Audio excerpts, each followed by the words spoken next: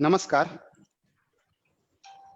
अखिल भारतीय वाणी समाज प्रबोधन संस्था आयोजित ऑनलाईन मार्गदर्शन सत्रामध्ये मी भूषण सोनजे आपणा सर्वांचं सहर्ष आज आपण एक नवीन विषय घेऊन या ठिकाणी उपस्थित झालेलो आहोत आणि विषय आहे नरेंद्र ते विवेकानंद, एक अखंड चैतन्याचा धरा स्वामी विवेकानंद. आणि आज ते आपल्याला मार्गदर्शक वक्ता म्हणून जे लाभलेले आहेत ते प्राध्यापक प्राचार्य शिरोडे सर, मालेगाव येथील एक हवं वाटणारं व्यक्तिमत्व, कर्तृत्वाने आपल्या मालेगाव शहरात कार्यरत असलेलं हे व्यक्तिमत्व. चिखलातून जसं कमळ जन्माला यावं या प्रमाणे चिखलओहळे जन्मठिकाण असलेल्या तसेच MSc PhD केमिस्ट्री असे उच्च शिक्षण घेऊन ज्ञानदानाचे पवित्र कार्य जोपासत आदर्श शिक्षक व आदर्श प्राचार्य बहुमान प्राप्त सद्यस्थितीत ते प्राचार्य MSG कॉलेज मालेगाव येथे कार्यरत आहेत. 2005 ते 2010 पुणे विद्यापीठ रसायनशास्त्र अभ्यास मंडळावर त्यांची निवड झालेली आहे. 2014 ते 2016 विद्यार्थी कल्याण मंडळावर ते सदस्य म्हणून त्यांची निवड झालेली आहे. अनाथ मुलांसाठी संपूर्ण शैक्षणिक खर्चासह त्यांनी मदत केलेली आहे. सकाळ सप्तरंगी पुरवणीत त्या याची विशेष दखल त्यांनी घेतलेली होती. स्वामी विवेकानंद वादचा युवक या विषयावर संपूर्ण महाराष्ट्रात प्रबोधनात्मक व्याख्याने घेण्यासाठी ते सुप्रसिद्ध आहेत. अनेकविध पुरस्कारांची मानकरी, उत्कृष्ट लेखनशैली, अनेक वृत्तपत्रातून विविध विषयांवर त्यांनी लेखमाला प्रसिद्ध केलेली आहे. वसंत व्याख्यानमाला नाशिकमध्ये वक्ता होण्याचा 2 वेळेला बहुमान त्यांना प्राप्त झालेला आहे. तसंच समाज बांधवांना ते नेहमीच मदत कार्यात अग्रेसर असतात. अतिशय विनम्र आणि ज्याला आपण म्हणू शकतो की सरस्वतीचं वरदान ज्यांना प्राप्त झालेले आहे असे प्राचार्य डॉक्टर दिनेश फकीरा शिरोडे, प्रदेशाध्यक्ष अखिल भारतीय वाणी समाज प्रबोधन संस्था प्राचार्य आघाडी या पदावर ते विराजमान आहेत आणि आपलं ज्ञानदानाचं कार्य अविरतपणे करत आहेत. तर मी आपला जास्त वेळ न घेता सन्माननीय प्राचार्य शिरोडे सरांना विनंती करतो की आपण आपल्या वाणीने सर्व श्रोते वर्गाला मंत्रमुग्ध करावं आणि आजचे युवकांनी ज्यांची प्रेरणा घ्यावी असे स्वामी विवेकानंदांचे विचार आमच्यापर्यंत पोहोचावे अशी मी त्यांना नम्र विनंती करतो. प्राचार्य शिरोडे सर. नमस्कार सर. सर्वप्रथम अखिल भारतीय वाणी समाज प्रबोधन संस्था सर्व प्राध्यापकांच्या वतीने आणि सर्व मालेगावकरांच्या वतीने आदरणीय भूषणजी सोनजे आणि दीपाली ताई सोनजे यांना सर्वप्रथम लग्नाच्या वाढदिवसानिमित्त खूप खूप शुभेच्छा देतो. धन्यवाद. दासबोधामध्ये समर्थ रामदासांनी उत्तम पुरुषांचे जी काही लक्षणं सांगितलेली त्यापैकी एक लक्षण आपणासाठी मी सांगतो सर भूषणजी. यश कीर्ती प्रताप महिमा उत्तम गुणांशी नाही सीमा, नाही दुसरी उपमा देणे ईश्वराचे. आपल्याला हे सर्व देणं ईश्वराचं लाभलेलं आहे. म्हणून संपूर्ण मालेगावकरांच्या वतीने आपल्या दोघांनाही खूप खूप शुभेच्छा देतो आणि आपल्या हातून खूप मोठं कार्य समाजाचं हो, देशाचं हो अशी प्रार्थना सरस्वतीच्या चरणी करतो सर. या व्याख्यानमालेने ऑनलाईन व्याख्यानमालेच्या संदर्भात मी इतकंच सांगू शकतो की आपण समाजाला खूप काही दिलं. अनेक अभ्यासू वक्त्यांना श्रोत्यांचा परिचय करून दिला, अनेक श्रोत्यांचं प्रबोधन केलं, अनेकांचे विचार सामान्यांपर्यंत पोहोचवले, घराघरात मौलिक विचारधन पोहोचवलं.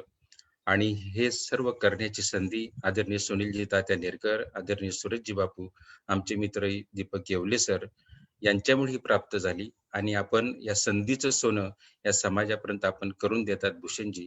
या संपूर्ण समाजाच्या वतीने आपले खूप खूप आभार आणि आपल्या उर्वरित आयुष्यासाठी संपूर्ण मालेगावकरांच्या वतीने, माझ्या महाविद्यालयाच्या वतीने, माझ्या कुटुंबियाच्या वतीने आपल्याला खूप खूप शुभेच्छा देतो. आणि मी माझं भाग्य समजतो की आपल्या वाढदिवसाच्या दिवशी मला हे व्याख्यान देण्याचा योग आला. त्याबद्दल सर्वप्रथम आपलं आभारी सर. आजचा विषय आहे अखंड चैतन्याचा झरा. मी महाराष्ट्रभर विवेकानंदांवर अनेक महाविद्यालयांमध्ये मोठमोठ्या व्याख्यानमालेमध्ये विवेकानंदांविषयी बोललेलो आहे. आणि आज मला माझ्या समाज बांधवांपुढे हा योग येतो आहे. मी खरोखर अखिल भारतीय वाणी समाज प्रबोधन संस्थेचा आभारी आहे. विवेकानंदांविषयी बोलण्यास मला जे काही सांगायचं आहे, 158 वर्ष झालीत एका महापुरुषाचा जन्म झाला आणि 118 वर्षापूर्वी त्यांचं निर्वाण झालं. हे आपण केवळ कॅलेंडरच्या आधाराने म्हणू शकतो. 158 वर्षापूर्वी त्यांचा जन्म झाला आणि 118 वर्षापूर्वी त्यांचं निर्वाण झालं. हे असं आपण का म्हणतो? कारण आपण शरीराला महत्व देतो आणि शरीराचं कोष्टक बनवण्याची सवय आपल्याला नडते, म्हणून आपण ह्या दिनदर्शिकेचा कॅलेंडरचा आधार घेतो. परंतु चैतन्याला येणं जाणं थोडंच असतं. ते अखंड त्या विचारातून प्रवाहित होत असतं आणि हे चैतन्य जेव्हा जेव्हा सापडतं तेव्हा तेव्हा समाजाने कधी त्याला प्रभू रामचंद्र म्हटलेले आहे, कधी श्रीकृष्ण म्हटलेले, कधी चाणक्य म्हटले, कधी समर्थ रामदास म्हटले, कधी भगवान बुद्ध म्हटले, कधी विवेकानंद म्हटलेले आहे. विवेकानंद आकार येतो आणि आकार जातो, परंतु चैतन्याला येणं जाणं थोडंच असतं. ते त्यांच्या विचारातून सतत प्रवाहित होत असतं आणि म्हणून पंडित जवाहरलाल नेहरूंनी विवेकानंदांच्या बाबतीत विवेकानंद म्हणजे अखंड चैतन्याचा झरा हा शब्द मागे पुढे करता आला असता चैतन्याचा अखंड झरा असंही म्हणता आलं असतं, परंतु झरा अखंड राहिला असता, चैतन्य अखंड राहिला नसतं. म्हणून नेहरूंनी विवेकानंदांच्या बाबतीत अखंड चैतन्याचा झरा त्यांच्याविषयी सांगितलेला आहे. हे त्यांच्या कार्यातून वाहत राहतं आणि या व्याख्यानमालेच्या निमित्ताने हे चैतन्य आपल्याला पकडता यायला पाहिजे आणि हे चैतन्य वेळोवेळी पकडणारे भेटतात आणि म्हणूनच त्यांचं कार्य, त्यांचं चैतन्य हे आजही जसंच्या तसं आहे.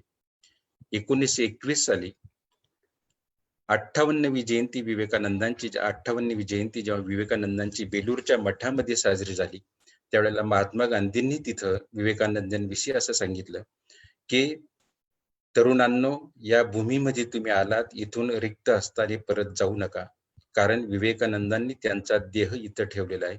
इथून रिक्त हस्ताने जाऊ नका. एखादा महात्मा एखाद्या व्यक्तीविषयी असं उगीच बोलेल का? खुद्द विवेकानंदांनी तरुणांना सांगितलं की शेवटपर्यंत काम करत राहा, मी तुमच्या बरोबरच असेन आणि जेव्हा मी तुमच्या बरोबर नसेल तेव्हा माझा आत्मा तुमच्या बरोबर कार्य करेल. माझ्या जळत्या हृदयाची जाणीव ठेवा आणि माझ्या हृदयात होऊ द्या. ही अपूर्व अग्निहोत्राची दीक्षा समस्त तरुण वर्गाला विवेकानंदांनीच दिली होती. विवेकानंदांच्या बाबतीत लोकमान्य टिळकांनी पण तेच सांगितलं की 19व्या शतकाच्या उत्तरार्धात एका मोठ्या धर्माचे ते संस्थापक होऊन गेले. आचार आणि अभ्यास या दोन्ही गोष्टी सातत्याने चालवणारे विवेकानंद होते. आचार आणि अभ्यास या एकाच वेळेला चालवणारे विवेकानंद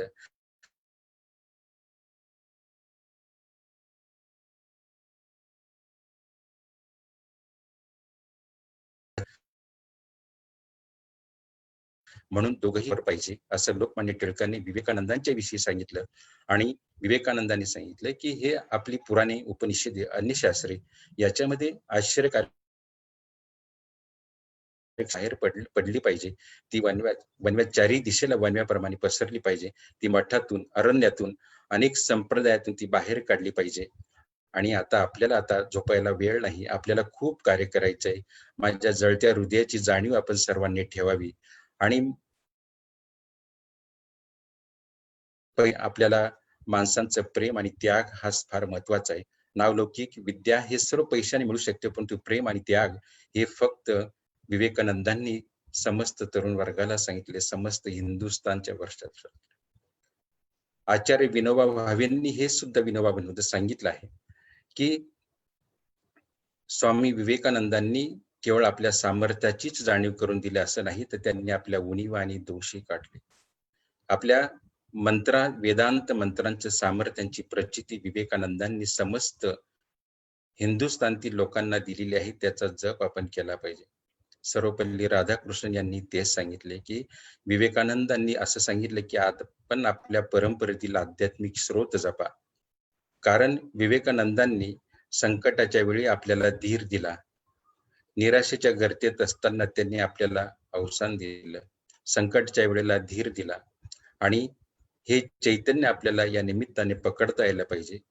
जे आचार्य विनोबा भावे असतील, सर्वपल्ली राधाकृष्णन असतील, लोकमान्य टिळक असतील, महात्मा गांधी असतील, पंडित जवाहरलाल नेहरू असतील, यांनी विवेकानंदांविषयी हे मत व्यक्त केलेले आणि त्या विवेकानंदांविषयी मला आज बोलण्याची संधी आपण दिलेली आहे.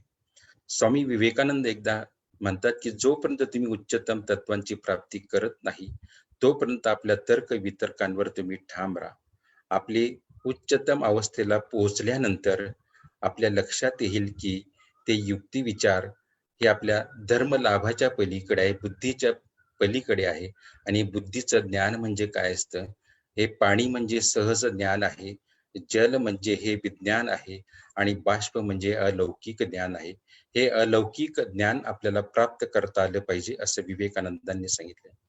कोणत्या महापुरुषाचा जन्म हा कोणत्या वर्षी व्हावा, त्यांचे कोणते आराखडे नाहीत, संगती नाहीत.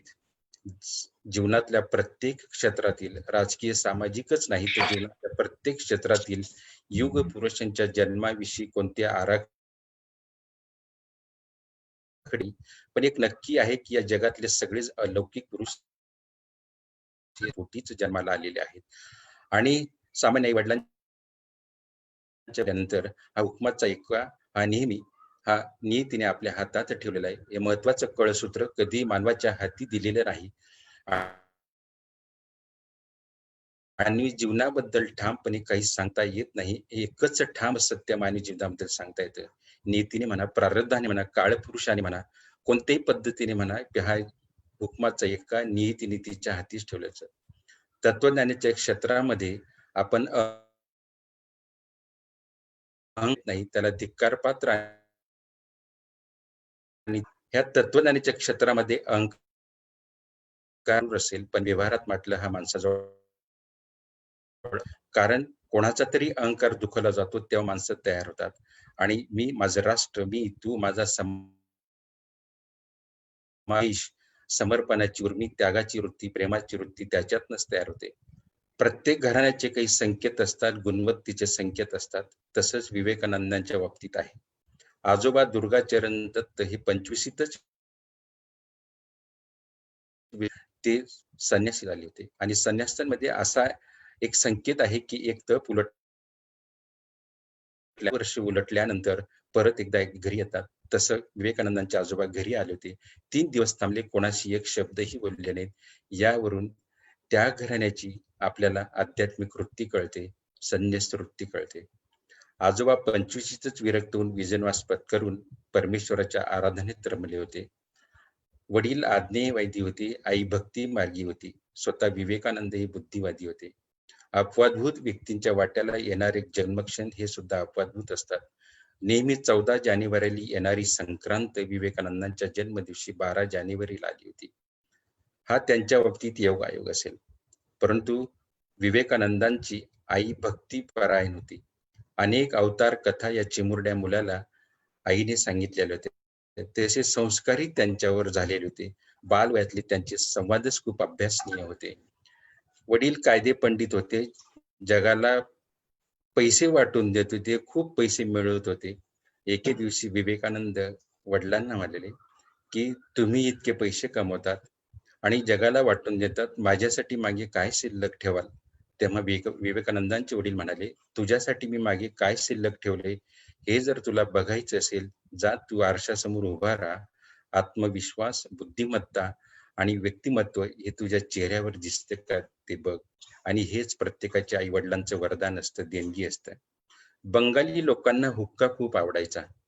त्यांनी त्यांचे प्रश्न सोडवण्यासाठी त्यांच्या दिवाणखान्यात यायचं आणि दिवाणखान्यात प्रश्न सोडवण्यासाठी त्यांची हुक्का ओढायचे. हे सर्व विवेकानंद बघत होते.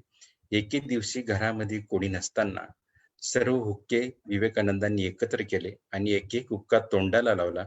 आणि तोंडाला लावल्यानंतर लगेच त्यांचे वडील तिथे आले आणि ते म्हणू लागले, अरे नरेंद्र, तू हे काय करतोस?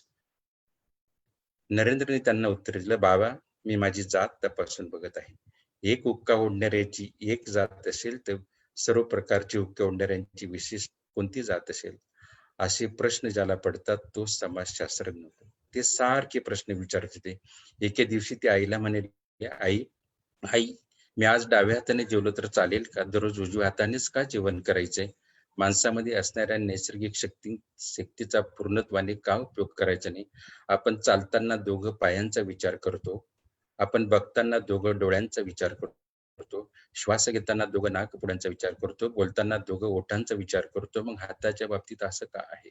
आईला प्रश्नाचं उत्तर देता आलं नाही, की विवेकानंदांच्या व्यक्तिमत्वामध्ये जे विविध घटक होते, त्याच्यामध्ये विचारांची निर्भयता होती, स्वतंत्रता होती. एकेकाळचा भावप्रवण जीवन जगणारा हा विद्यार्थी पुढे कमालीच्या संदेवादी होऊ लागला. या जगामध्ये न्याय नाही, व्यवस्था नाही, ईश्वर नाही. कारण जे कष्ट करतात ते उपाशी आहेत आणि जर श्रमालाच किंमत नाही, ती या जगामध्ये न्याय नसला पाहिजे. पण त्यांचं अंतर्मन त्यांना असं सांगत होतं, की जगामध्ये जर ईश्वर नाही तर ब्रह्मांड पेलण्याचा उद्योग कोण करतो? सूर्य दररोज पूर्वेकडे उगवताना दिसतो आणि पश्चिमेकडे मावळताना दिसतो. जे पेरलं तेच उगवतं. याच्यामध्ये नियमित नियमबद्धता आहे. या जगाचं नियमन करणारा कोणी दिग्दर्शक असेल, निर्माता असेल, तोच जर मला कळत नसेल तर माझ्या जीवनामध्ये अपूर्णता नाही का? 1880 मध्ये ते महाविद्यालयीन शिक्षण घेत असताना त्यांची अशी धारणा होती, की महाविद्यालयात गेल्यानंतर जाणीव त्याला प्रगल्भता येते. परंतु महाविद्यालयात गेल्यानंतर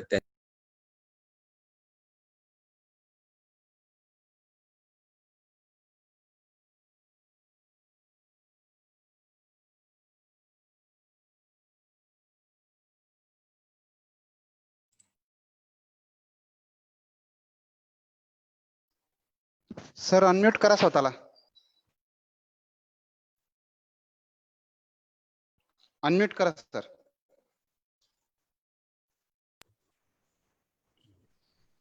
ओके.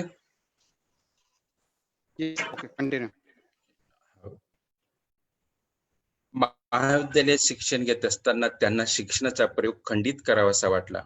विवेकानंदांच्या बाबतीत अनेक वेळेला ते समस्या आणि नाराज होत होते. 1884 मध्ये जेव्हा ते महाविद्यालयात गेले तेव्हा एके दिवशी इंग्रजीचे प्राध्यापक जे होते ते रजेवर होते. त्यांनी शिकवलेली कविता प्राचार्य हेस्टींनी पूर्ण केली आणि प्राचार्यांनी ती कविता जेव्हा शिकवली तेव्हा त्यांनी निसर्गाचं वर्णन केलं. भाव समाधी म्हणजे काय, प्रवाह म्हणजे काय, डोंगर म्हणजे काय, नदी म्हणजे काय, अशा अनेक गोष्टी प्राचार्यांनी सांगितल्या. आणि तास संपल्यानंतर प्राचार्यांच्या लक्षात आलं की या वर्गामध्ये एका मुलाला कुठली तरी अडचण आहे, कुठली तरी शंका आहे.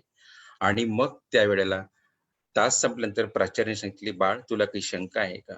लगेच नरेंद्र जागेवरून उठला. सर, मी नरेंद्र विश्वनाथ दत्त.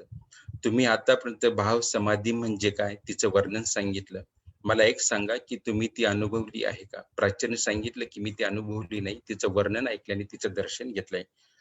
आणि तुला जर बघायचं असेल तर कलकत्त्यापासून 4 मैलावर दक्षिणेश्वर नावाची वसाहत आहे. तिथं पूर्वकुलीचा कोणी राम आणि कृष्ण म्हणून रामकृष्ण परमहंस आहे. तो कालीचा पूजक आहे, पुजारी आहे. तो त्या अवस्थेमध्ये असतो. तू तिथं जाऊन त्यांना भेटू शकतो आणि भाव समाधी म्हणजे काय ते अनुभवू शकतो किंवा त्यांच्याकडनं ऐकू शकतो. विवेकानंदांची खात्री झाली की परदेशामध्ये अनेक विद्यापीठांमध्ये अध्यापन करून आलेला व्यासंग समृद्ध जीवन जगणारा एक विचारी प्राध्यापक भरल्या वर्गामध्ये कालीच्या नावाचा जयघोष मनमोकळेपणाने करतो आहे, याला काहीतरी अर्थ असला पाहिजे. विवेकानंद घरी आले आणि रामचंद्र दत्त नातेवाईक यांना घेऊन ते दक्षिणेश्वर नावाच्या वसाहतीकडे आणि तिथे रामकृष्ण परमहंसांना ते भेटले आणि ते त्यांना सांगू लागले की या जगामध्ये न्याय नाही, व्यवस्था नाही अशी माझी खात्री आहे. परंतु मला तुमचं नाव समजलं आणि मी तुमच्याकडे धावत आलो की या जगामध्ये जर ईश्वर असा देव आहे तर तो मला दिसेल का? रामकृष्ण परमहंसांनी त्यांना सांगितलं की या जगामध्ये ईश्वर नक्कीच आहे. मग मला दिसेल का? या आधुनिक भारतीय इतिहासातील रामकृष्ण परमहंस आणि विवेकानंद यांची भेट हा एक मोठा सोनेरी अध्याय आहे. रामकृष्ण परमहंस त्यांना सांगू लागले की मी तुझ्याच भेटीची वाट बघत होतो. मी तुझ्याच तळमळीसाठी कधीची तुझी वाट बघत होतो. फार दिवसापासून तुझी वाट बघत होतो. स्वतः विवेकानंदांना असं वाटत होतं की हे असं का म्हणता आहेत की परमेश्वर आहे मला दिसत नाही. ते सारखे त्यांना प्रश्न विचारत होते, या जगामध्ये देव आहे का? त्यांच्या स्पर्शाने त्यांना काही वेळेला अद्वितीय स्वरूपाचे पारमार्थिक अनुभव पण आले, काही वेळेला समाधी लाभ पण त्यांना झाला. परंतु ते सारखे प्रश्न विचारत होते. रामकृष्ण परमहंसांना सारखे प्रश्न विचारत होते. जगाच्या धर्मस्थानी जाऊन तिथल्या धर्मस्थानी जाऊन तिथल्या उपासना पद्धतीचा अवलंब करून तिचं रहस्य आणि हस्तगत आणि अवगत करणारे रामकृष्ण परमहंस या जगातील एक फार मोठे पुरुष होते. त्यांना विवेकानंद विचारत होते, या जगामध्ये देव आहे का, ईश्वर आहे का? रामकृष्ण परमहंस त्यांना सांगत होते की मी तुला जितक्या स्पष्टपणे बघतो त्याच्यापेक्षाही स्पष्टपणे मला ईश्वर दिसतो. मग मला दिसेल का? मी काय करावं? तू माझ्याकडे अधून मधून येत चल, मी तुला परमेश्वर प्राप्ती कशी असते ते तुला सांगेल. आणि दुसऱ्या भेटीमध्ये जेव्हा विवेकानंद गेले तेव्हा रामकृष्ण परमहंस यांनी त्यांच्या पायाचा अंगठा हा विवेकानंदांच्या कपाळाला लावला. विवेकानंदाच्या शरीरामध्ये पूर्ण वीज जशी चमकते त्या पद्धतीत झालं. अहो तुम्ही हे काय करतात? मला सोडा, मला सोडा, मला घरी जायचे, माझी माणसं वाट बघतायत, मला सोडा. मग रामकृष्ण परमहंसांची खात्री झाली की अजून वेळ आलेली नाही. अशीच मनोदशा अनेक साक्षात्कारी पुरुषांची झालेली आहे. समर्थ रामदास म्हणतात की नक्षत्र ढळली, द्रोही चढला. आणि तुकाराम महाराज म्हणतात की काही बाई होऊन गेले. सावरकर म्हणतात की मला वेळ लागलं. गवतावर पाऊल ठेवलं तर असं वाटतं ही तृणबाळी चिरडली जाणार आहेत. आणि तांदूळ खाल्ला तर भात खाल्ला तर तांदळाचीच भ्रूणहत्या आहे. हीच मनोदशा विवेकानंदांची झाली होती. सारखे प्रश्न विचारत होते, मला परमेश्वर दिसेल का? तुम्हाला दिसतो तर मला दिसेल का? तेव्हा रामकृष्ण परमहंसांनी त्यांनी सांगितलं, हे बघ तुला जर परमेश्वर बघायचे असेल मी तुला काही गोष्टी सांगतो. हे बघ, काडीमध्ये अग्नी असतो का? नसतो. मग तो तर असतोच ना, पण काडी अगोदर कोरडी असावी, ती ओढल्यानंतर त्याच्यातनं अग्नी प्रकट होतो. मोरी एवढ्या बीजामध्ये प्रचंड वटवृक्ष असतो, पण दिसतो का? नाही. त्याची माती आणि पाण्याची भेट व्हावी लागते, आत अंकुर असतोच. गंजलेली सुई लोहचुंबकाजवळ ठेवली तर तो लोहचुंबक त्याला आकर्षित करून घेत नाही, कारण ह्या गंजलेल्या सुईवरचा गंज हा खडबडून काढावा लागतो. तसं माणसाच्या मनावरचा गंज हा खडबडून काढला तर परमेश्वर प्राप्ती सहज शक्य आहे. म्हणून परमेश्वर प्राप्तीसाठी प्रत्येकाजवळ अनुकूल क्षण यावा लागतो. हा प्रत्येकाजवळ असतो, फक्त हा ज्याला त्याला हा कळला पाहिजे. म्हणून विवेकानंदांची खात्री झाली. आणि मग 1884 मध्ये वडिलांचं निधन झालं. आणि त्यावेळेला माझी आई उपाशी आहे, माझी भावंड उपाशी आहेत. त्यांचा निर्वाहाचा प्रश्न मला लौकिक मार्गाने सोडवण्यासाठी काही करता येत नाही. या जगामधनं आता कुठेतरी निघून जावं, कोणालाही तोंड दाखवू नये. त्याच वेळेला योगायोगाने रामकृष्ण परमहंस कलकत्त्याला आले होते. आणि कलकत्त्याला आल्यानंतर त्यांच्या कानावर ही वार्ता घेतली. आणि ते नंतर विवेकानंदांना भेटले. तू इतका खेद का करतोस? जगात मुळातच नश्वरता असल्याने प्रत्येकाचा लय हा कधी ना कधी ठरलेलाच आहे. प्रत्येकाचे आई वडील कधी ना कधी जाणारच. तू इतका खेद का करतोस? आणि या जगामधून तुला निघून जायचं असेल तर तुझ्या आईला आणि भावंडांना काही मिळणार आहे का? त्याच्यामुळे तू हा विचार करू नको. म्हणजे विवेकानंदांना जगामधून निघून जावं, कुठेतरी आत्महत्या करून घ्यावी असा विचार 1884 मध्ये त्यांना आला होता. रामकृष्ण परमहंस त्यांना भेटले आणि मग त्यांनी सांगितलं, तुला जे काही तुझ्या आईसाठी भावंडांसाठी मागायचं आहे ते जा, तू देवीच्या गाभाऱ्यात जा. आईकडे तुला जे काही मागायचं ते माग, प्रार्थना कर, तुझा मंदिरात जा. आणि विवेकानंद खरोखर देवीच्या गाभाऱ्यात गेले, हात जोडले आणि देवीची प्रार्थना केली. आणि अचानक आतून आवाज आला, माझ्या भक्ता तुला काय पाहिजे ते माग, माझ्या भक्ता तुला काय पाहिजे ते माग. आणि विवेकानंद सांगू लागले, आई मला भक्ती दे, विवेक दे, ज्ञान दे, वैराग्य दे. माझ्या भक्त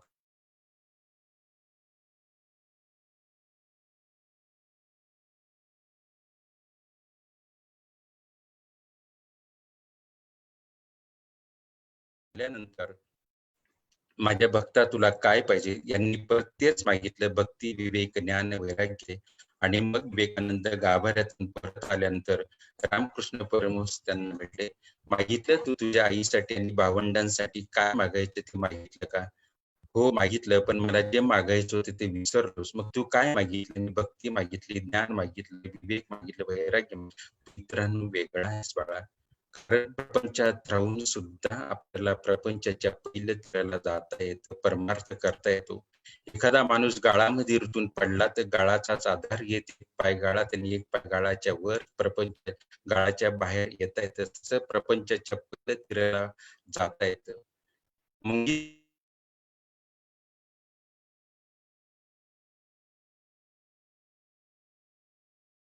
असला, कितीही मलिन पाण्यामध्ये असला तरी त्याची त्वचा ही चकचकीत ठेवतो. मासा गढूळ पाण्यात असला तरी पण त्याची त्वचा ही चकचकीत ठेवतो. तसं माणसाचं मन हे तेजीत पाहिजे, चकचकीत पाहिजे, चमकलं पाहिजे आणि पण इथल्या सर्व लोकांचंही मिळकतीवर लक्ष आहे. एखादं सडलेलं जनावर रस्त्यावर पडलं असेल आणि एखादं गिधाड किती उंच आकाशात उडलं असेल, त्याची नजर ही सडलेल्या जनावराकडे असेल. तसं इथल्या लोकांचंही मिळकतीवर, फक्त मिळकतीवर लक्ष आहे. विवेकानंदांचं संपूर्ण जीवनच एक जीवन प्रश्न परिचित होते. विवेकानंद हे विवेकानंद का झाले? त्याची कारणं शोधायची असतील तर ते उपजत होतं, संपादित होतं, विवेकानंदांच्या प्रकृतीत होतं.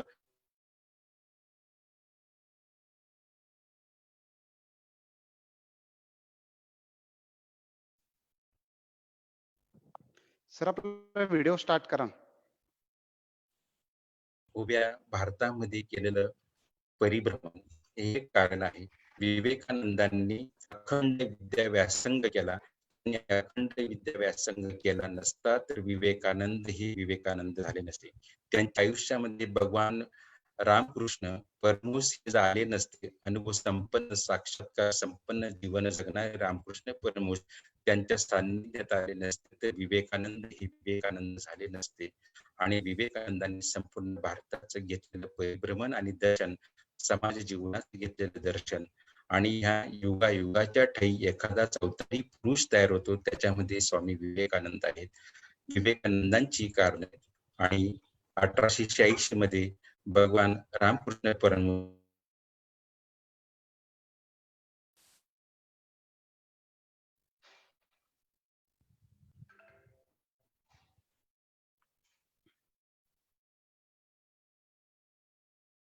जत नाही, की ज्या माणसाला संपूर्ण रूप परमेश्वराची, त्यांनाही गळ्याचा कॅन्सर हवा, ते रामकृष्ण परमहंसाची भांडत होते. हे काय मी बघतोय, त्यावर रामकृष्ण परमहंस त्यांना सांगू लागले, बाळ शेवटी हे पार्थिव आहे, त्याचं पतन अपरिहार्य आहे. जे नाशवंत आहे त्याचा लय ठरलेलाच आहे. कुणाचंही पादतन तुटल्याशिवाय राहत नाही. शरीर आज ना उद्या प्रत्येकाला टाकावं लागणारच आहे. एवढी मानसिक तयारी असणारे भगवान रामकृष्ण परमहंस होते आणि हे त्यांच्या सान्निध्यात 1886 मध्ये सर त्यांनी त्यांचा आप- सर माफ करा, आपल्याला इंटरप्ट करतो. आपला व्हिडिओ सुरू करता येईल का? आपला व्हिडिओ बंद झालेला आहे. चालू आहे सर. नाही सर, व्हिडिओ बंद आहे, दिसत नाही. तुम्ही स्टार्ट चालू करा ना एकदा तुमच्या बाजूने.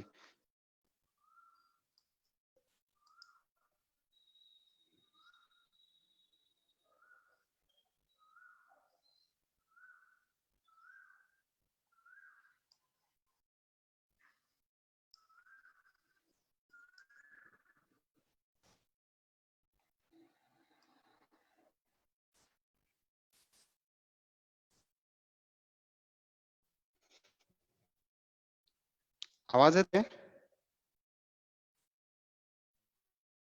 माझा आवाज येतोय का?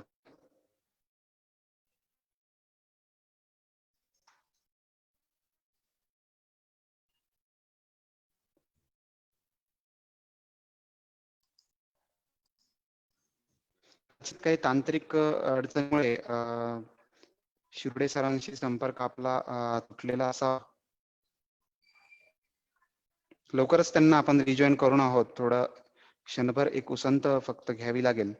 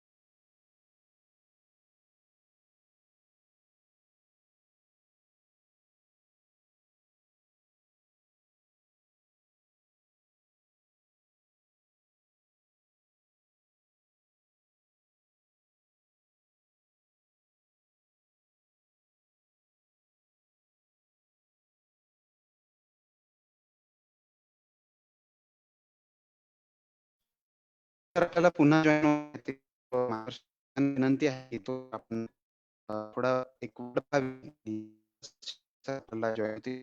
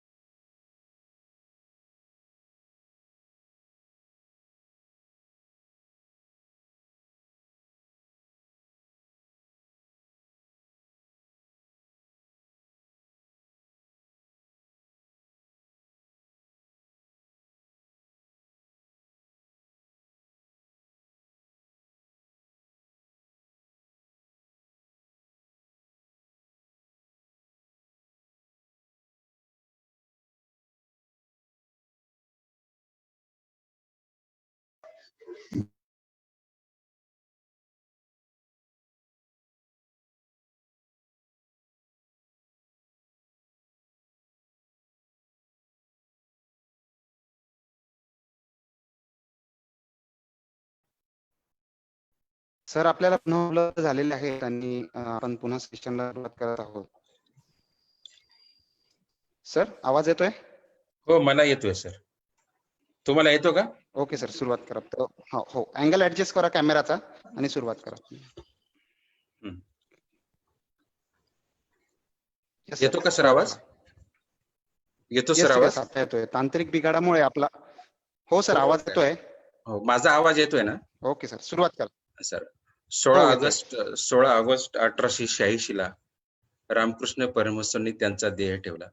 त्यांचं कार्य पुढे विवेकानंदांनी चालू ठेवलं आणि सर्व गुरुबंधूंना त्यांनी एकत्र केलं आणि त्यांना एक संदेश दिला की आपल्याला संपूर्ण मानव समाजाच्या मुक्तीचं आणि जागरणाचं काम आपल्याला करायचं आहे. विवेकानंदांचं कार्य आपल्याला पुढे ठेवायचंय. हा ध्वनीतला प्रज्वलित अग्नी आणि आकाशातील तारे, तळपणारे तारे यांची साक्ष ठेवून या मानव समाजाच्या मुक्तीचं आणि जागरणाचं काम आपल्याला करायचे. एक कृतिशील आणि वैराग्यपूर्ण शपथ सर्व गुरुबंधूंनी घेतली आणि रामकृष्ण परमहंसांचं कार्य आपल्याला पुढे न्यायचं आहे. आणि रामकृष्ण परमहंसांचं विचारधन हेच त्यांची वडिलोपार्जित प्रॉपर्टी झाली आणि ते रामकृष्ण परमहंस गेल्यानंतर हा चित्ताचा दाह कमी व्हावा, त्यांचं कार्य पुढे कसं न्यावं हा विवेकानंदांपुढे प्रश्न होता. मग शेवटी त्यांनी ठरवलं की या पूर्ण भारताचं आपण केलेलं परिभ्रमण आपण ह्या संपूर्ण समाज जीवनाचं जोपर्यंत दर्शन घेत नाही तोपर्यंत आपल्याला समाजाचे प्रश्न कळणार नाहीत, लोकांचे प्रश्न कळणार नाहीत. म्हणून विवेकानंदांनी 2.5 ते 3 वर्ष संपूर्ण भारताचं परिभ्रमण केलं. सुरुवातीला दिल्ली, मिरत, आबूचे पहाड इथून ते नंतर पोरबंदरला आले. पोरबंदरला आल्यानंतर विवेकानंद 11 ते 11.5 महिने राहिले. काय कारण होतं इतकं पोरबंदरला राहण्याचं? तिथले दिवाण जे होते शंकर पांडुरंग पंडित यांच्या सान्निध्यात त्यांनी वेदांचा अभ्यास केला.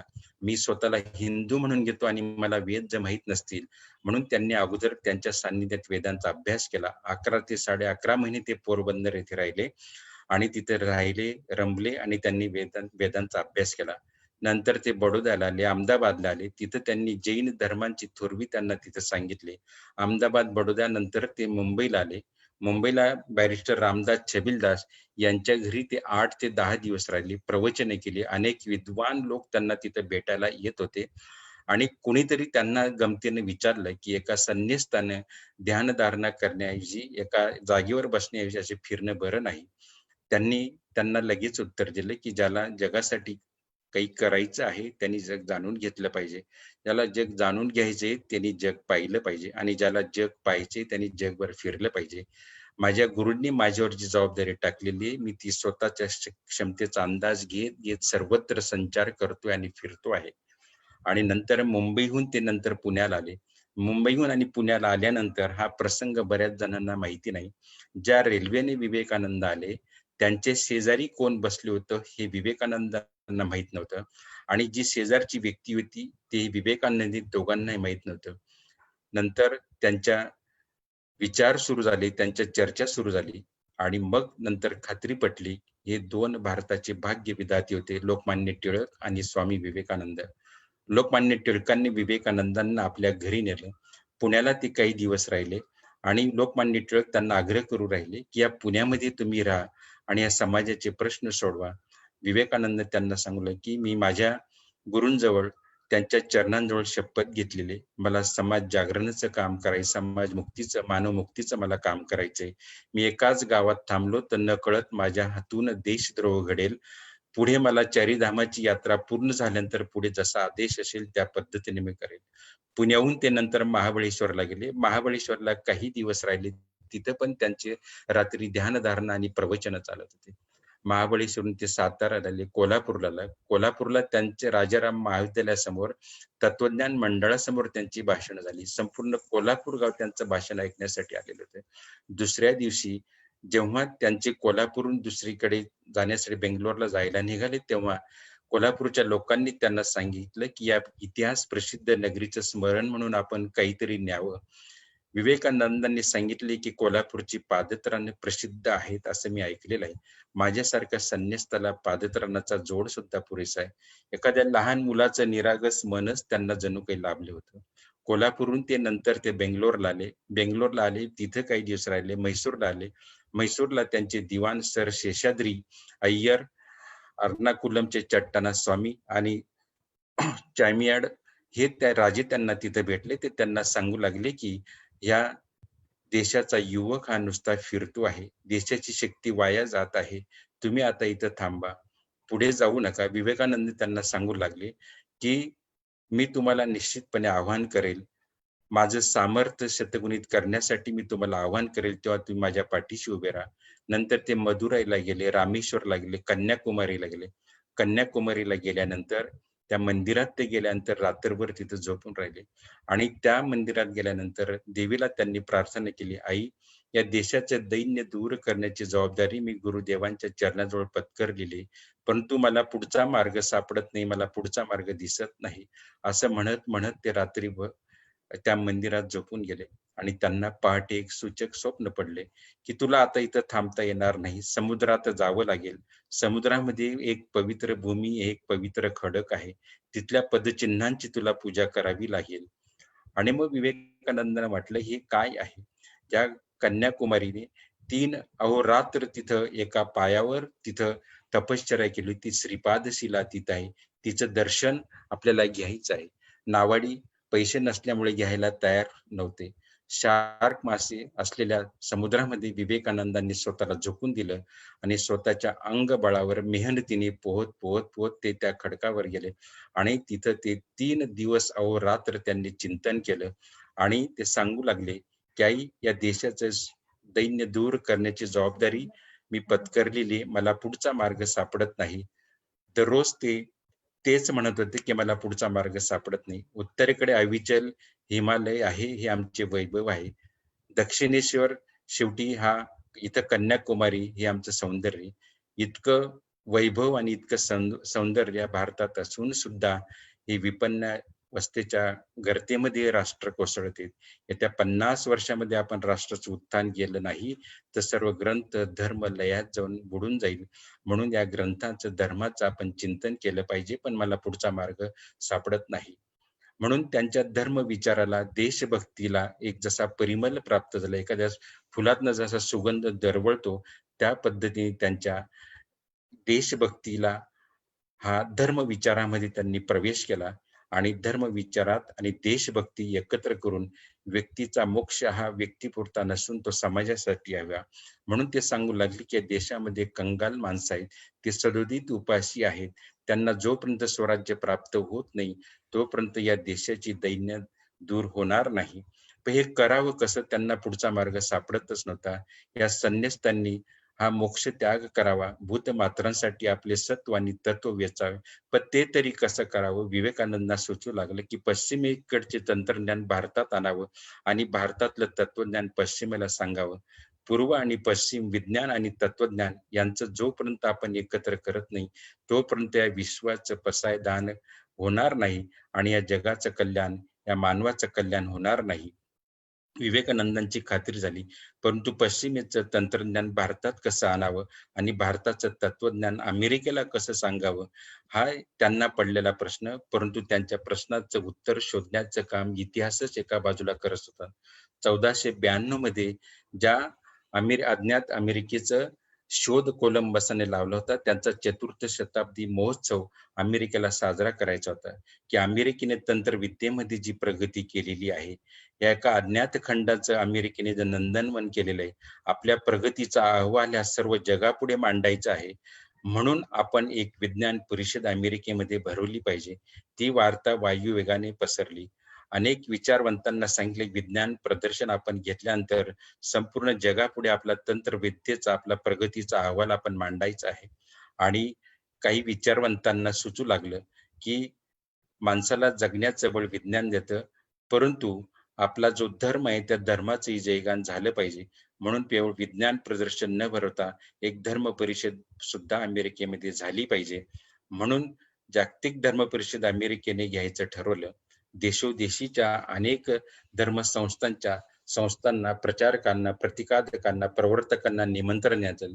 भारतातील हिंदूंना, थिओसॉफिस्ट, ख्रिश्चन, मुस्लिम या सर्वांना आमंत्रण देण्यात आलं. आणि हिंदूंतर्फे जायचं कोणी, तेव्हाही हिंदूंमध्ये एक वाक्यता नव्हती. विवेकानंदांना वाटत होतं, मी तिथे गेलं पाहिजे आणि हे आपलं जे तत्वज्ञान आहे, हिंदू धर्माची थोरवी आहे, हिंदू धर्माचा जो परिचय आहे तो अमेरिकेत सांगितला गेला पाहिजे. परंतु पाठीशी धन नव्हतं आणि मानसिक आधार नव्हता. पण हे करावं तरी कसं? मला संस्कृतीचा दूत म्हणून अमेरिकेत जायचं आहे. पण गुरुदेवांच्या आदेशाने, गुरुपत्नीच्या अनुमतीने आणि देश बांधवांच्या सहकार्याने, आशीर्वादाने त्यांनी निर्णय घेतला. आणि मद्रासचे युवक पण त्यांना सांगू लागले, की तुम्ही तुमच्या आई वडिलांची अध्यात्म विद्या ही जगाच्या बाजारपेठेमध्ये न्या. इंग्लिश भाषेवर तुमचं विलक्षण प्रभुत्व आहे.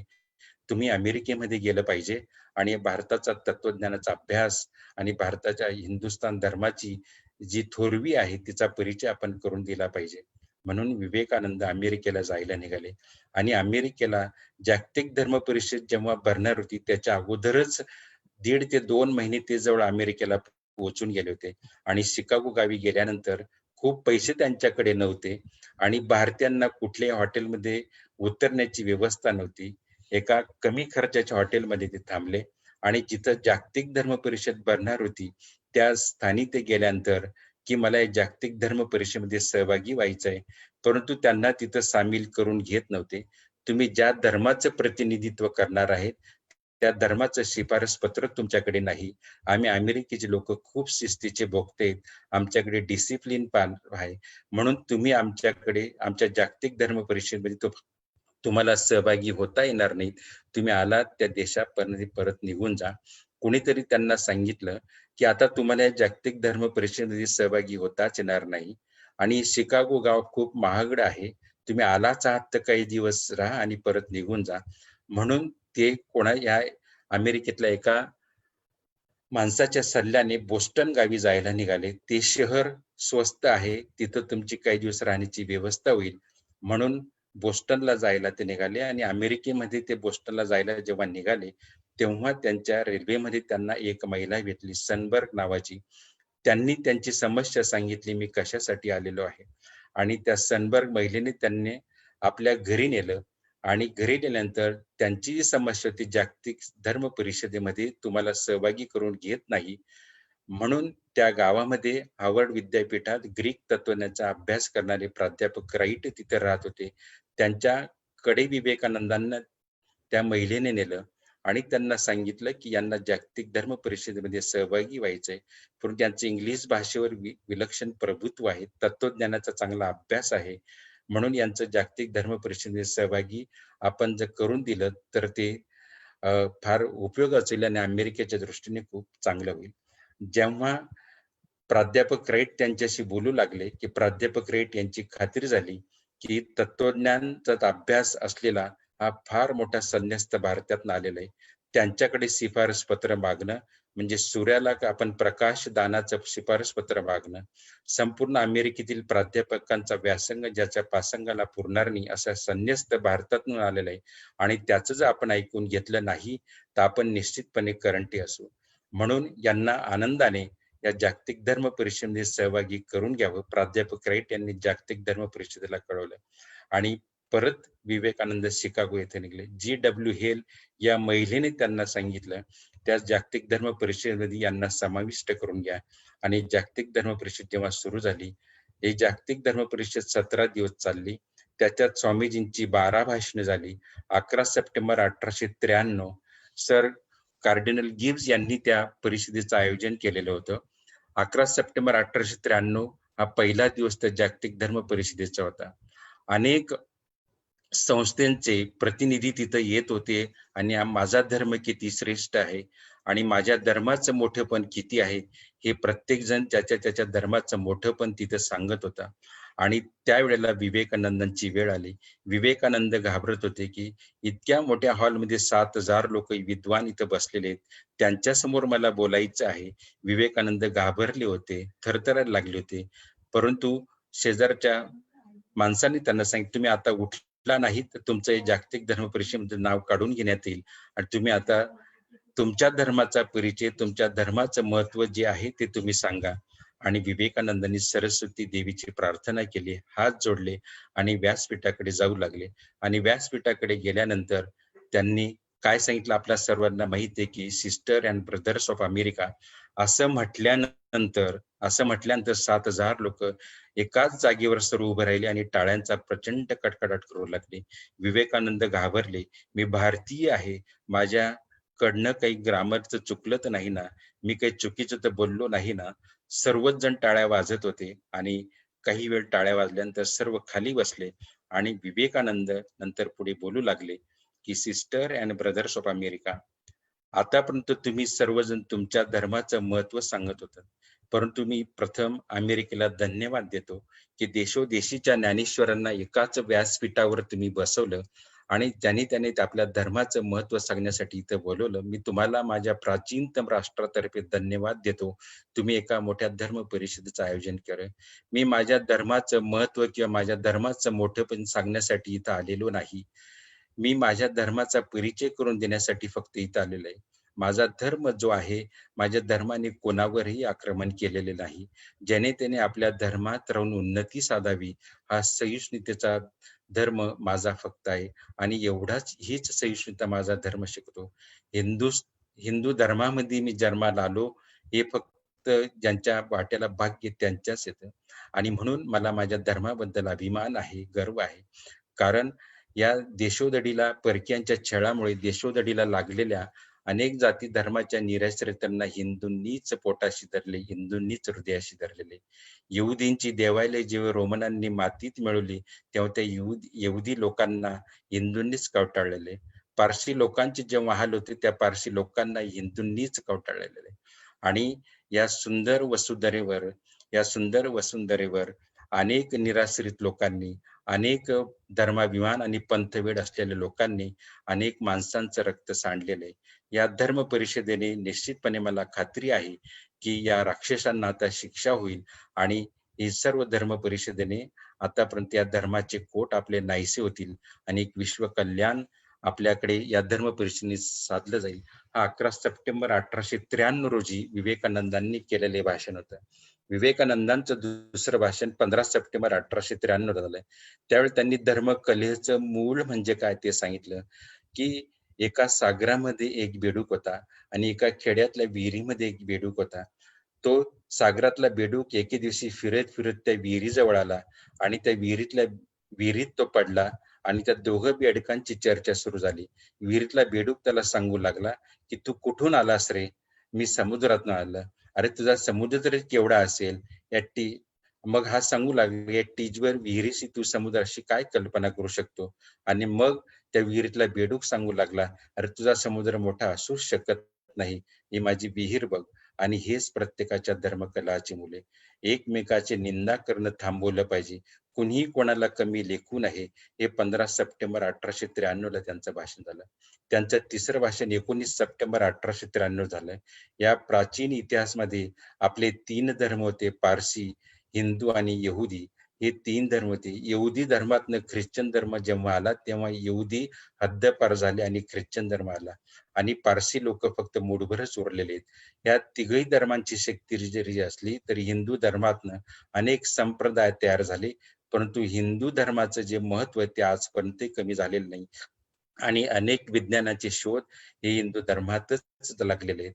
त्यांचं चौथं भाषण 20 सप्टेंबर 1893 ला झालं. त्या दिवशी त्यांनी सांगितले की अमेरिकेतील मिशनरी लोकांना त्याने सांगितले, तुम्ही आमच्याकडे मिशनरी म्हणून का पाठवतात? आमच्याकडे धर्मज्ञानाचा दुष्काळ आहे असं का तुम्हाला वाटतं? अरे आमच्याकडची माणसं अन्नाला पारखी होतील पण धर्मज्ञानाला कधीही पारखी होणार नाही.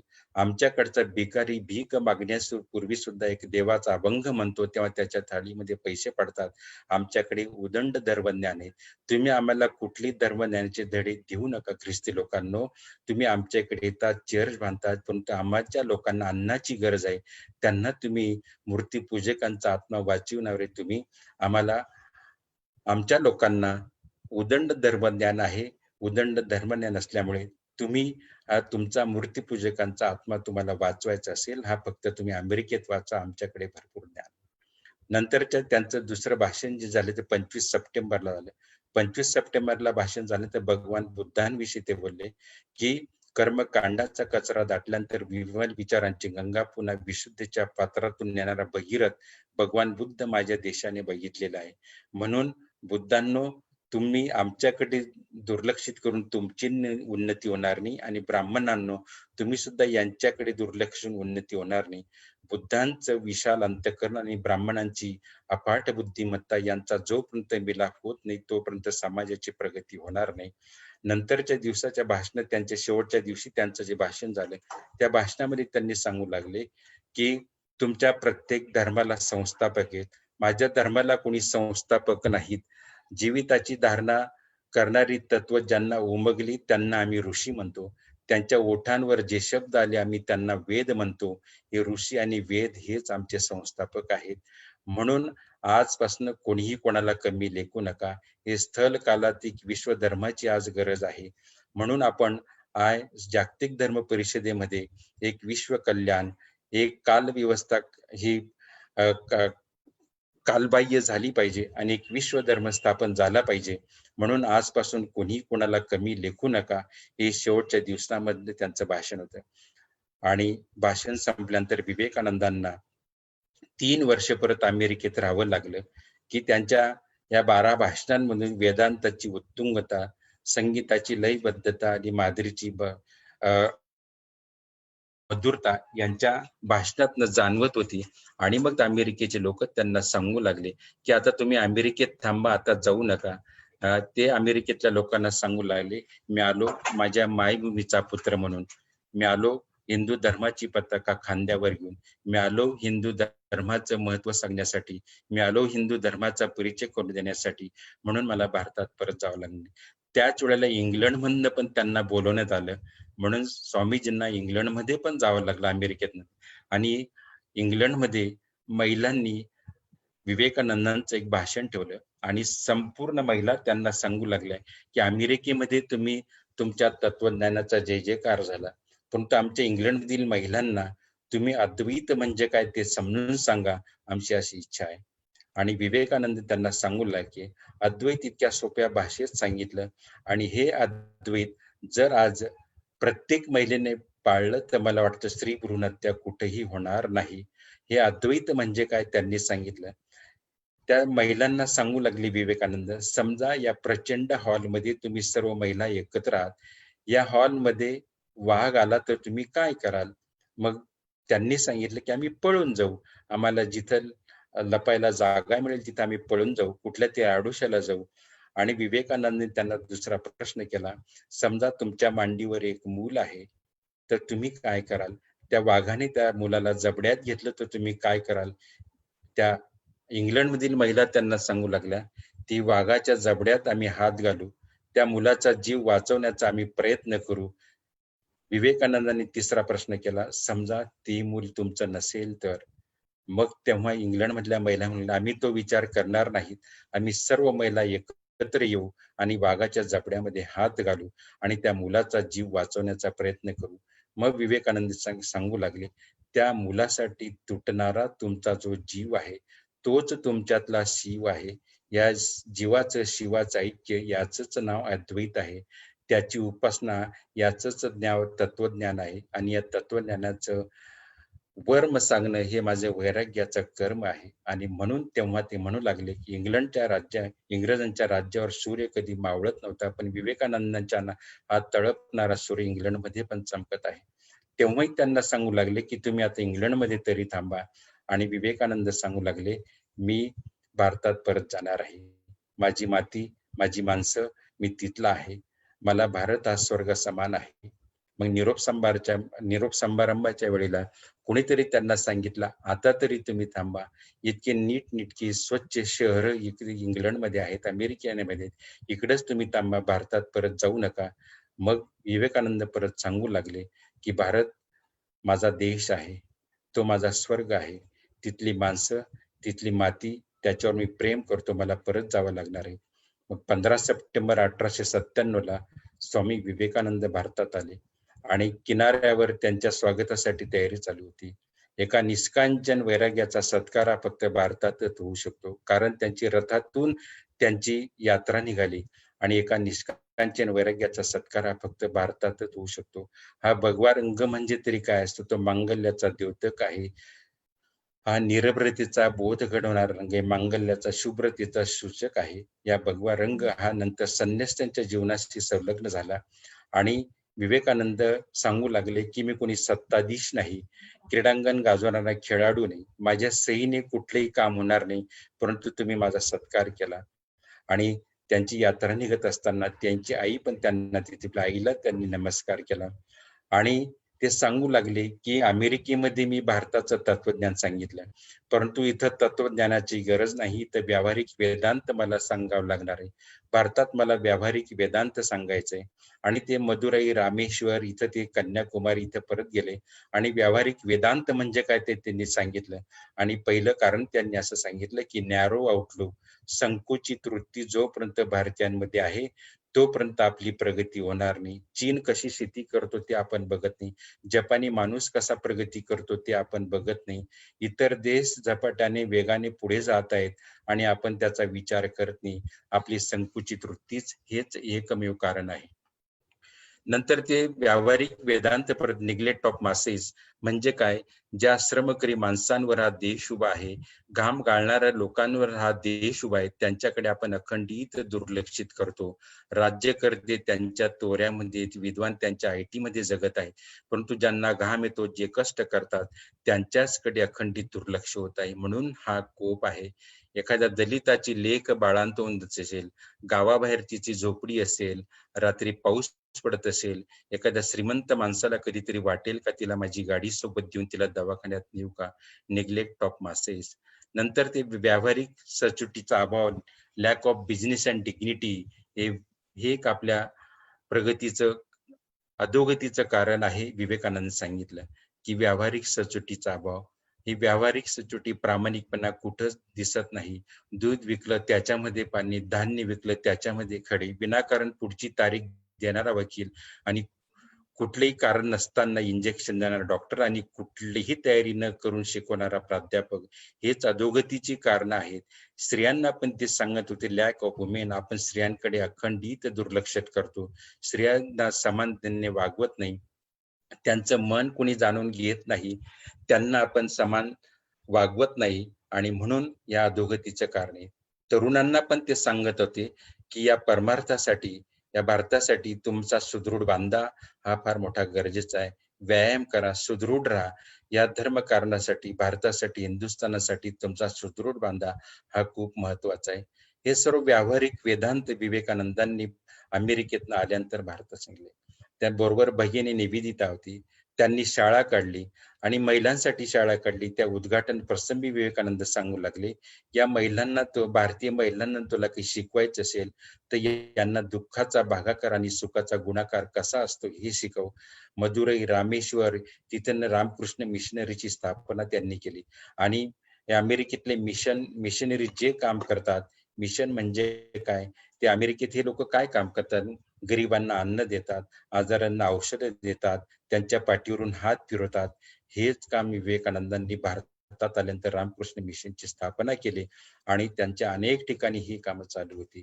आणि हे सर्व चालू असताना विवेकानंदांनी एके दिवशी एका कॅलेंडरवर खून केली, 4 जुलै 1902. हे कोणालाच कळत नव्हतं ही तारीख त्यांनी का असे केले.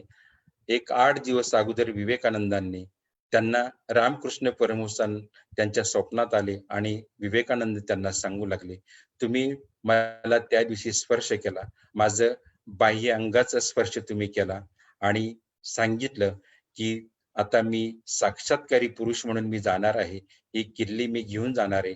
ज्या दिवशी तुझं हे कार्य संपेल त्या दिवशी मी किल्ली तुझी माझी किल्ली तुला परत देईल साक्षात्कारची. आणि मग ते सांगू लागले की हे परमेश्वरा, मला मायेवी यंत्रावर कितीही फिरव, माझं ना नाही, परंतु रामकृष्ण परमहंसांनी जे कार्य सांगितलेलं आहे ते कार्यच ते मी पूर्ण करतो आहे. आणि मग शेवटी 1 जुलै 1902 आला. 1 जुलै 1902 त्या दिवशी मंगळवार होता आणि विवेकानंदांनी आपले गुरुबंधू प्रेमानंद यांना बरोबर घेतलं आणि सांगू लागले, या मठामध्ये आपण उभे आहोत. ही खिडकी जी समोर दिसते, खिडकीच्या पुढे जी गंगा नदी आहे, तिथं जो बिल्व वृक्ष आहे, तिथं मला अग्निडाग दिला पाहिजे. 1 जुलै 1902 ला विवेकानंद असे सांगतात. प्रेमानंदच्या डोळ्यात अश्रू आले. तुम्ही असं का म्हणतात? त्यांना वाटलं की तंबोऱ्याची एक तार तुटली. नंतर 2 जुलै 1902 बुधवार होता, एकादशी होती त्या दिवशी. भगिनी निवेदिता त्यांनी जेवायला बोलवलं, फराळाला बोलवलं. त्यांनी विवेकानंदांनी स्वतः स्वयंपाक केला. फणसाच्या आठ्याला उकडलेले बटाटे, दही आणि भात एकत्र केलं आणि भगिनी निवेदिता यांना जेवायला बोलवलं. जेवायला बोलवण्याच्या अगोदर भगिनी निवेदिताचे हात त्यांनी धुवून दिले आणि रुमालाला स्वच्छ पुसून पण दिले. आणि मग भगिनी निवेदिता म्हणू लागले, तुम्ही हे काय करतात, आजपर्यंत असं केलं नाही. मग विवेकानंद सांगले, येशू ख्रिस्ताने पण त्यांच्या शिष्यासाठी तेच केलं होतं. भगिनी निवेदितांना लगेच लक्षात आलं की तो त्यांच्या आयुष्याचा शेवटचा दिवस होता आणि मग त्यांच्या तंबोऱ्याची आणखी एक तार तुटली. नंतर 3 जुलै 1902 गुरुवार विवेकानंदांनी त्या दिवशी संपूर्ण आरामच केला.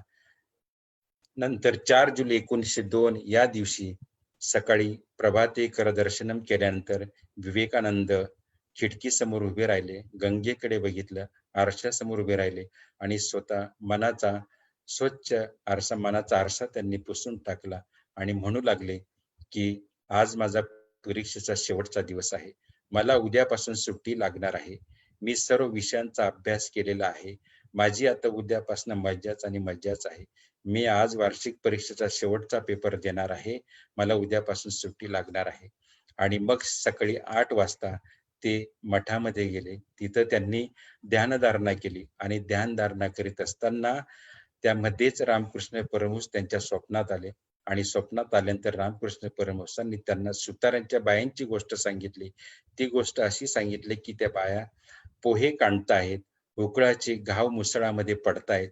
तसे घाव विवेकानंदांच्या डोक्यावर पडत होते आणि एका बाजूला ते घाव पडतायत आणि मुलाला दूध पण पाजतायत आणि जी गिऱ्हाईक आले त्याला पोहे पण देतात. एकाच वेळेला हे सगळं चालू होतं आणि रामकृष्ण परमहंस दर्पण करून त्यांच्या ध्यानधारणेमधनं निघून गेले आणि विवेकानंदांना लक्षात आलं की 4 जुलै 1902 हे काय. नंतर 11 वाजता त्यांनी परत ध्यान खोलीमध्ये बसले आणि प्रेमानंदाला सांगितलं की दरवाजा खिडक्या बंद करून घे, मी आता थोडा वेळ ध्यान करतो. 1 वाजेपर्यंत ध्यान केल्यानंतर स्वामी विवेकानंद 1 वाजता बाहेर आले आणि सांगू लागले की मी आज तुमच्या बरोबर जेवणार आहे. कारण कित्येक दिवसापासून तब्येत बरी नसणार, त्यांच्या खोलीमध्ये जेवणाचं ताट जात होतं. परंतु त्या दिवशी विवेकानंदांनी आपले सर्व गुरुबंधू यांच्या बरोबर जेवण घेतलं आणि जेवण घेतल्यानंतर आपले गुरुबंधू बोधानंद यांना सांगितलं की जा तू शुक्ल यजुर्वेदाची पोथी घेऊन ये, त्याच्यातला 18वा अध्याय आणि 40वा श्लोक मला म्हणून दाखव.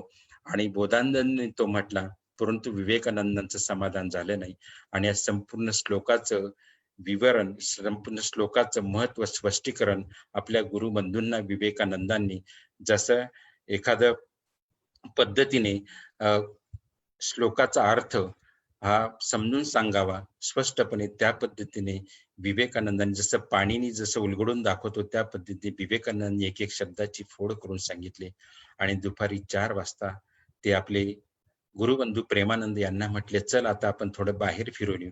4 वाजता ते बाहेर गेले. बिल्व वृक्षापाशी त्या बेलूरच्या मठापर्यंत गेले आणि वेदांताचा अभ्यास केल्यानंतर काय फायदा होणार आहे ते सांगू लागले. प्रेमानंदांनी सांगितलं की त्याचा अभ्यास आपण केल्यानंतर काय होईल, त्यांच्या अंधश्रद्धेचं उन्मूलन होणार नाही. आणि हे भारतीय हिंदुस्थान जोपर्यंत राजकारणाच्या गर्तेमध्ये पडलेले आहेत तोपर्यंत याची प्रगती होणार नाही. आणि मग ते परत फिरून आल्यानंतर विवेकानंद 6 वाजता आपल्या खोलीमध्ये गेले आणि खोलीमध्ये गेल्यानंतर त्यांनी सांगितलं की मी आता ध्यान साधना करण्यासाठी बसतोय. त्यांचे जे शिष्य होते त्यांना त्यांनी बाहेर बसायला सांगितलं. गंगेकडे तोंड करून ते ध्यानधारणा करण्यासाठी बसले. हातात माळ होती आणि त्यांची ध्यानधारणा चालू होती. आणि ध्यानधारणा चालू असताना काही वेळेनंतर त्यांना घाम आला आणि घाम आल्यानंतर ध्यानधारणा संपल्यानंतर त्यांनी त्यांचे जे शिष्य होते त्यांना आत बोलवलं. हे बाबा मध्ये ये. आणि ते मध्ये गेल्यानंतर हे बघ खूप गरम होते, खूप उकडते, या खिडक्या उघडून दे, सर्व दरवाजे बंद उघडून द्या आता. आणि विवेकानंद थोडेसे कानी झाले आणि झाल्यानंतर हे बघ तू माझे पाय दाबून दे, पाय माझे दुखतायत आणि थोडी हवा घाल. पंख्याने त्यांचे शिष्य हवा घालू लागले आणि जा तू खूप दमला असशील आता बाहेर जा. आणि साधारण रात्री 9ची वेळ होती. विवेकानंद डाव्या कुशीवर गेले आणि डाव्या कुशीवर पडल्यानंतर त्यांचा उजवा हात थरथरायला लागला. आणि उजवा हात थरथरायला लागल्यानंतर त्यांनी एक दीर्घ श्वास घेतला. आपले दोघी डोळे भ्रुकुटीवर त्यांनी स्थिर केले आणि स्थिर केल्यानंतर तो बाहेरचे जे शिष्य होते ते बघत होते की नाकातनं रक्तातनं डोळ्यातनं रक्त साकळत आहे. लगेच ते मध्ये आले. मध्ये आल्यानंतर विवेकानंदांना त्यांनी हाक मारली, प्रतिसाद मिळाला नाही. म्हणून ते खाली पळत पळत आले आणि त्यांचे जे गुरुबंधू होते अद्वैतानंद आणि प्रेमानंद यांना त्यांनी बोलवलं आणि त्यांनी बघू लागले आणि त्यांनी स्पर्श केला. कुठलीही हालचाल नाही, प्रतिसाद नाही. अजून काही गुरुबंधू आले, बोधानंद, शारदानंद तिथं सर्व जमा झाले आणि ते बोलू लागले. भाव समाधी असली पाहिजे म्हणून त्यांना ते हलवू लागले, परंतु समाधी जात नव्हती. आणि शेवटी डॉक्टर मुजुमदार यांना बोलवण्यात आलं. मुजुमदार आले. त्यांनी त्यांच्याशी कृत्रिम खेळ केला. खूप श्वासोच्छ्वास घेण्याचा प्रयत्न केला, परंतु कुठली हालचाल नव्हती. आणि रात्री त्यांनी घोषित केलं की ही इज नो मोर. 39 वर्ष 5 महिने आणि 24 दिवस पिंजऱ्यातनं पक्षी मुक्त झाला. एका कुडीतला आत्मा हा संचार करू लागला आणि त्यांनी सांगलं की विवेकानंद आता नाही समाधी लागलेली आहे. ही वार्ता भगिनी निवेदितांच्या कानावर गेली. त्या रडत रडत रात्री तिथंच आल्या. प्रश्न वृद्ध मातेचा होता, या आईला ही वार्ता सांगायची कोणी? आईला ही वार्ता सांगितल्यानंतर आईने सांगितलं. आई त्याच जागेवर उभी राहिली. तू गेला पोरा गेलास. मी शिवाला नवस केला होता आणि तुझा जन्म झाला. मी शिव म्हणूनच तुझ्याशी वागले. देवाच्या आज्ञेने देवानेच घेतलेला अवतार तू शिव म्हणून आलास आणि तुझं कार्य करून तू गेलास. पण तू जेव्हा स्वर्गात जाशील तेव्हा परमेश्वराला एक सांगायला विसरू नको की माझ्या शेजारी माझ्या आईसाठी एक जागा राखून ठेव, माझ्या आईसाठी एक जागा राखून ठेव. एक हृदयस्पर्शी एक भावपूर्ण निरोप म्हणून आपण यांच्याकडे बघू शकतो. दुसऱ्या दिवशी अटळ अंत्ययात्रा होती. या मठाच्या किनारी अनेक नावा लागल्या होत्या. नंतर अनेक गाड्या तिथं आलेल्या होत्या. अबीर, गुलाल, चंदन, धूप यांचा ढीग तिथं पसरला होता. दुपारी 2 वाजता त्यांचा देह बाहेर काढण्यात आला. आरात्रिका करण्यात आली. पायाचे ठसे घेण्यात आले. शंखनाद झाला, घंटानाद झाला. बोल सनातन धर्म की जय, बोल हिंदू धर्म की जय. कुणी त्याला बिबेश्वर म्हणालं, कुणी त्याला विवेकानंद म्हणालं, कुणी त्यांना नरेंद्र म्हणालं. अशी अनेक नावं त्यांना पडली. देहयात्रा निघाली. अबीर गुलालांनी नाहून निघालं. आणि प्रेमानंदाला वाटलं, विवेकानंदांनी 1 जुलैला आपल्याला सांगितलं होतं की आपल्याला बिल्व वृक्षापाशी आपल्या चितेला डाग दिला पाहिजे. आणि मग तिथं त्यांनी तो देह तिथं ठेवण्यात आला. चंदनाची लाकडांची त्याच्यावर त्यांना ठेवण्यात आलं. आणि मग चितेला अग्निडाग देण्यापूर्वी भगिनी निवेदिता सांगू लागल्या की स्वामींच्या अंगावरची जी भगवी चादर आहे ती मला द्या. हिंदू लोक त्यांना सांगू लागले की आमच्यामध्ये असं राहत नाही की तिरडीवरचं जेवढं साहित्य असतं ते सर्व त्यांच्याबरोबर दिलं जातं. कुठलंही ती भगवी चादर जी आहे ती कृपया करून तुम्ही मागू नका. आणि अग्निडाग दिला. सायंकाळची वेळ होती. एका सूर्याचा अस्त होत असताना या ज्ञान सूर्याचा हा ज्ञान सूर्य सुद्धा त्या दिवशी मावळत होता. अंधार होता. ज्वालांचे फलाटे फपाटे ज्वालांचे लाल लाल भडक आकाशाकडे जात होते. आणि काय असेल तर असेल माहित नाही, अनाहूतपणे माहित नाही, एक वाऱ्याची झुळूक आली आणि त्या भगव्या चादरीचा एक तुकडा भगिनी निवेदिताच्या पायांजवळ पडला. भगिनी निवेदितांनी तो पायाचा तुकडा कपाळाच्या मस्तकी लावला आणि कपाळाच्या मस्तकी लावल्यानंतर त्यांनी विवेकानंदांनी ज्या ठिकाणी भावसमाधी घेतली होती त्या ठिकाणी काही लिहिले का ते बघू. विवेकानंदांनी फक्त एकच लिहिलं होतं की माझ्या शरीराचा अणुरेणू हा शिवाने व्यापलेला आहे. माझ्या शरीराचा अणुरेणू हा शिवाने व्यापलेला आहे. अशा पद्धतीने विवेकानंदांची ही शरीर विना स्तब्ध झाली. पण त्या शरीर विनेतनं आजही आवाज येतो आहे. चैतन्य चैतन्य ते अथंगपणे अखंडपणे अनाहूतपणे आजही ते वाहत आहे. म्हणून मातृभूमीच्या या भारताच्या मातृभूमीवर आपला चंदनासारखं झिजलेलं शरीर ते ठेवून कैवल्याच्या भरारीला निघून गेले. आणि कैवल्याच्या भरारीला गेल्यानंतर या विवेकानंदांना मी कोटी कोटी प्रणाम करतो आणि इथंच थांबतो आणि सर्वांना धन्यवाद देतो. थँक्यू.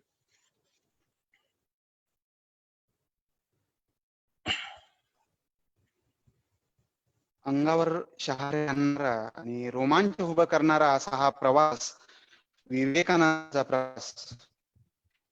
नरेंद्र ते विवेकानंद सरांनी आपल्या अमोघ वाणीने आपल्या समोर उलगडलं आहे. आणि निश्चितच विवेकानंदांबद्दल बोलायचं तर एक तेजस्वी विचारांनी ओतप्रोत भरलेला हिंदू धर्म प्रसारक ज्यांना म्हणता येईल. इंग्रजांचं वर्चस्व असतानाही भारतभूमी व हिंदू धर्म यांच्या उद्धारासाठी अहर्निश चिंता वाहणारी आणि तन मन धन व प्राण याच उद्धार कार्यासाठी अर्पण करणाऱ्या काही नवरत्नांपैकीच एक दैदिप्यमान रत्न म्हणजे स्वामी विवेकानंद. धर्म प्रवर्तक, तत्वचिंतक, विचारवंत, वेदांत मार्गी राष्ट्रसंत इत्यादी विविध नामांनी विवेकानंद आज सर्व जगात सुप्रसिद्ध आहेत. ऐन तारुण्यात संन्यासरामाची दीक्षा घेऊन हिंदू धर्माचे प्रसारक बनलेल्या तेजस्वी व ध्येयवादी व्यक्तिमत्व म्हणजे स्वामी विवेकानंद. आणि याचं एक अतिशय त्यांच्या जीवन चरित्राचा अतिशय चांगल्या शब्दात एक सोप्या शब्दात उलगडा ज्यांनी केला अशा दिनेश शिरोडे सरांना देखील आपण या निमित्ताने खूप खूप धन्यवाद देऊया. आज भारतभूमीची, हिंदू धर्माची, आपल्या समाजाची झालेली दुरावस्था रोखण्यासाठी आजही विवेकानंदांच्या तेजस्वी विचारांची गरज आहे. आणि त्याच निमित्ताने आणि त्याच उद्देश ठेवून आज विवेकानंदांचं व्याख्यान, विवेकानंदांचे विचार, विवेकानंदांचा जीवन प्रवास आपण प्रबोधन संस्थेच्या या मंचावरनं आपण सर्व समाजाला देण्याचा प्रयत्न केलेला आहे.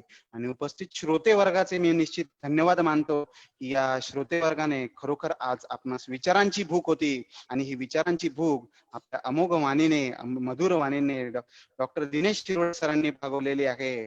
डॉक्टर दिनेश शिरोडे सरांचेही कोटी कोटी धन्यवाद या ठिकाणी व्यक्त करतो. आजचं सत्र हे नेहमीच्या सत्रापेक्षा थोडं वेगळं होतं असं निश्चित म्हणायला हरकत नाही. वेळ थोडा जास्त झालेला आहे, परंतु एक प्रश्न आपल्याकडे आलेला आहे. प्रश्नोत्तराचा हा सत्र नाही, परंतु एक प्रश्न आपल्याकडे आहे आणि तो प्रश्न आपण घेणार आहोत. सर, आपल्यासाठी विवेकानंदांच्या चरित्राविषयी एक प्रश्न आहे. प्रश्न आहे, आदी माता देवळात विवेकानंद यांनी मातेशी संवाद साधला.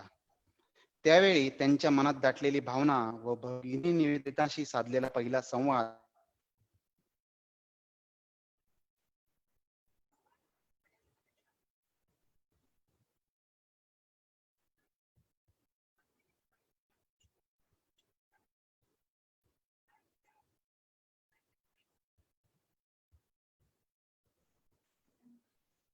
आवाज येत नाही सर मला पूर्ण.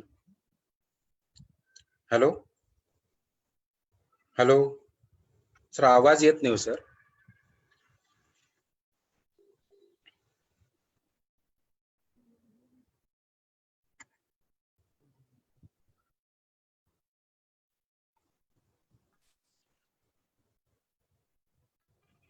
सर आवाज येतोय?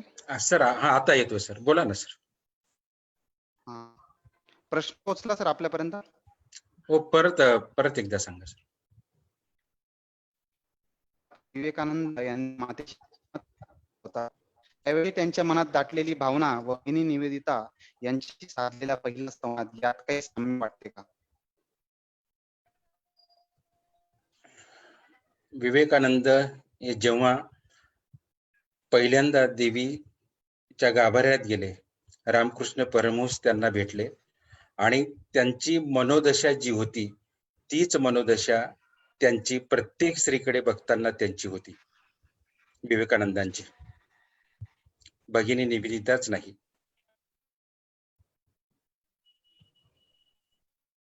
येतो का सर आवाज?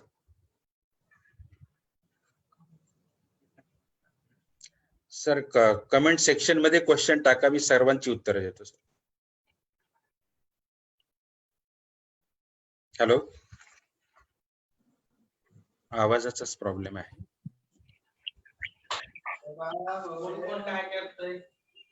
आवाजाचाच प्रश्न येतो. सर येतोय आवाज? हो, आता येतो सर. आता काय मध्ये मध्ये काय प्रॉब्लेम येतो काय? Okay sir. हा, नेटवर्कचा प्रॉब्लेम आहे कदाचित. कमेंट सेक्शन मध्ये टाका सर, मी निश्चितच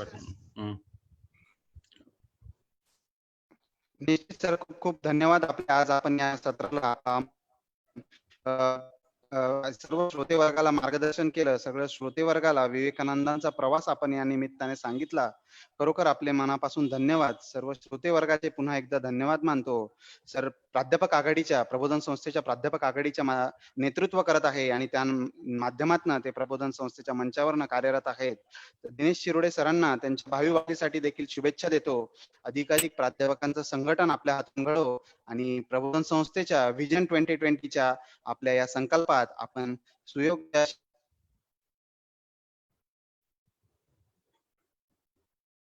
नेटचा प्रॉब्लेम येतो.